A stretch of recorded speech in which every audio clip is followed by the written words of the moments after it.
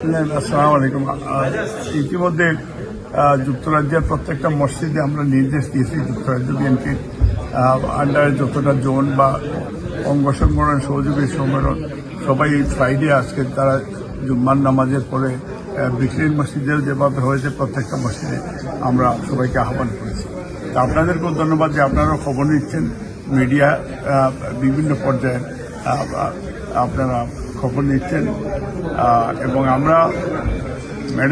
আমরা যেটা আগামীকালকে একটার সময় যদি আপনাদের সময় দেন তাহলে আমাদের ডাক্তার টিমের ফুল টিম তারা আপনাদেরকে প্রিসাইসলি আপনারা ব্রিফ করবেন।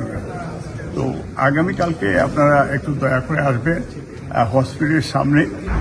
আমরা আগামীকালকে আপনাদেরকে ফুল টিমের পক্ষ থেকে আপনাদেরকে ওনারা এক্সপ্লেইন করবেন।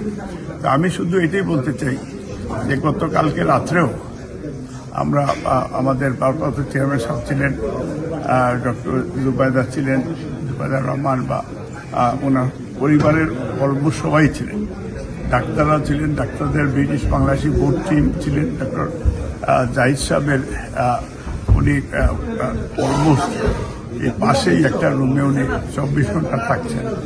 উনি যেটা বলেছেন যে ম্যাডাম আমিও দেখেছি কালকে যে উনি একটু হাসি খুশির মধ্যে। আমরা আপনার মাধ্যমে আমরা দোয়া চাচ্ছি যে আমাদের নেত্রীর এই হাসি যেন আল্লাহ তাআলা অনেক বছরের আয়ু দান করে উনি যেন বাংলাদেশে ফিরতে পারেন সুস্থ অবস্থায় এবং আগামীতে দেশ এবং জাতি গঠনে ওনার পরামর্শে দেশের যে যত সেই আমাদের সাম্য মানবিক মর্যাদা সামাজিক ন্যায় বিচার এবং বাংলাদেশে গণতন্ত্র পুনরুদ্ধারের জন্য দেশনেত্রী বেগম খালেদা জিয়া বাংলাদেশের জন্য একটা অ্যাসেট। এবং আমরা আশা করি ইন্টারিম গভর্নমেন্ট তারা আগামীতে এই বছরেই ইনশাল্লাহ একটা ফ্রি ফেয়ার ইলেকশন হবে।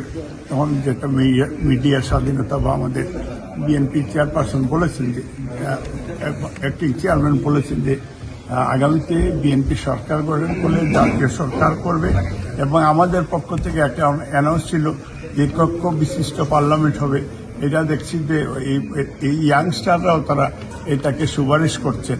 তো বিএনপির যে 31 দফা কর্মসূচি এটা আমরা বিশ্বাস করি যে এটাই রাষ্ট্রের সংস্কার এবং এটাতেই ডেমোক্রেসি এবং আগামী দিনে রাষ্ট্র গঠনে এবং ইন্টারন্যাশনালি নেইবারিং কান্ট্রির সাথে কি আচরণ হবে, কি রিলেশনশিপ হবে, প্রত্যেকটা বিষয় 31 দফা কর্মসূচিতে আছে।